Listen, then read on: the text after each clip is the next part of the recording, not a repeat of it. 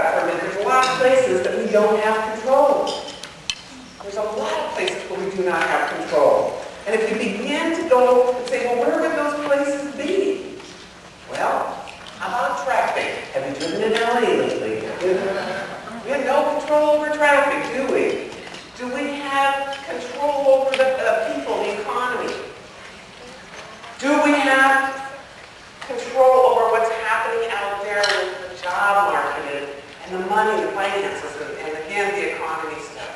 But the big thing that most people don't realize, we don't have any control over what other people think or say or do. We have no control over that. Yet, you know what most people do? They live in that disempowerment zone. The place where we have no control. And then we're all frustrated. Now, we have a few people in this room that have a really strong personality, not me, of course. But just in case there's a few of you, I will share this as a thought. When you have a strong personality, and you have a little bit of that D as you get into elite, you're going to learn about the behavioral styles. And if you have a little bit of D in you, you like to have control. Is there anybody in here, raise your pinky if that's you. You like to have a little control in your life?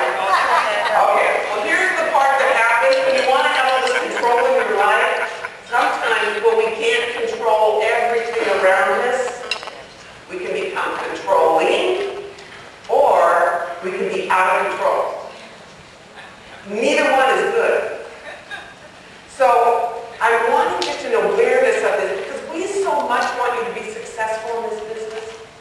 We want you to just thrive, and not just in the business, but in life, in your relationships at home, your family. This opportunity to discover, where am I? Where am I playing in my life? Am I playing in that disempowerment zone? Am I hanging out there all the time? And if you are, I just got to say, that place will be a very frustrated place. You can't control that your company's going to enhance or adjust the compensation plan. You cannot control that something is out of back order or out of stock. You cannot control that your people aren't doing anything. Now, you can teach, you can train, you can coach, you can do all those things. You just can't do it for them. And if you're trying to, I'm going to tell you, you're going to be frustrated. You're going to be frustrated. You cannot control everything in this business and in life. And if you're in that zone and staying there, trust me, you're going to be frustrated for a long time. Now, we missed a little piece in there, and that is the empowerment zone. I want to go back to that because right in the center of that circle, that is the empowerment zone. So I want you to think about what would be in the empowerment zone. That's where you have control in your life. Where do you have control in your life? Attitude. Your attitude. What else do you have control over? What you do with your time. What else do you have control over? Your choices that you make every day. What else? Your feelings, how you feel about something. Oh, that, by the way, when someone says to you, that just really pissed me off, my mother would die if she ever heard me say that. I'm going to tell you, it's how they feel when they say that. We're really pissed off. Well, instead of being pissed off, I'm a little disenchanted.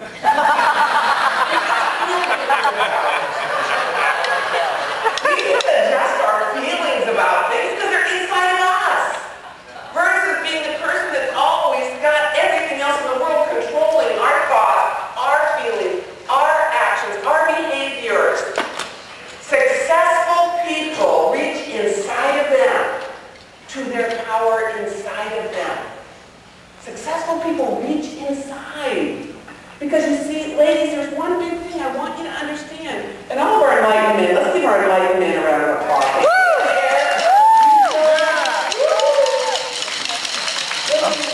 Inside of you, really the center of that is where your faith is. It is where your faith is. It's your beliefs is in that center. And if you believe that you have no control of the world or that you have total control over the world, neither one of them is very effective.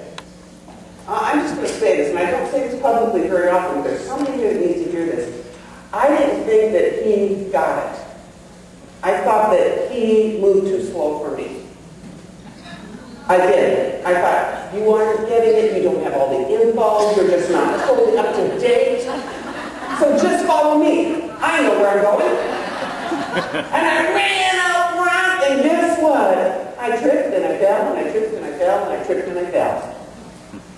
And then one day I said, why don't you lead me? Amen. And I'm telling you, when I let the lead go, and I went to the empowerment zone, I became empowering to others. I want you to get a big difference here. I want you to get a big difference. Sometimes as women we think we're supposed to be powerful. I don't want to be powerful. I can be really scary as powerful. The thing is, when you are so powerful, you're coming from a place of force. When you are empowering, it's from inside of you and your strength. When you're empowering, it's a place of strength. They're two different things. We don't have to walk around like we got it all together all the time. Be authentic. Be you. Because what happens is, the moment you try to be like her or him, you try to be somebody else, you're not very good at it. So the empowerment place is when you're thinking about the things you have control over in your life, and that you are in that moment, and that you own your strength. So everybody touch yourself like this. Reach inside. Reach inside. Touch yourself here in your heart. And just say, you know what? This weekend, I'm going to come from a place of strength. So everybody, this weekend, I'm going to come from a place of strength. Every opportunity that I have, I'm going to empower someone else in this room. And when you go to that place, you will be like a magnet. You will. Everybody wants to be around someone that is empowered.